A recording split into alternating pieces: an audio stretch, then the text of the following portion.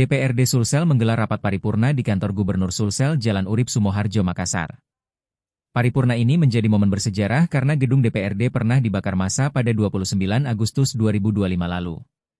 Sejak itu, 85 anggota Dewan berkantor sementara di Dinas Bina Marga dan Bina Konstruksi Sulsel Jalan AP Petarani, Makassar. Kegiatan berlangsung sebagai puncak perayaan hari ulang tahun ke-356 Sulsel. Ketua DPRD Sulsel Andi Rachmatika Dewi Yustitia Iqbal memimpin jalannya rapat paripurna dengan mengenakan kebaya pink. Gubernur Andi Sudirman Sulaiman dan Wakil Gubernur Fatmawati Rusdi hadir dengan busana adat Bugis Makassar berwarna coklat muda. Ucapan terima kasih yang sebesar-besarnya kami sampaikan kepada seluruh para tamu kehormatan, kata Cicu.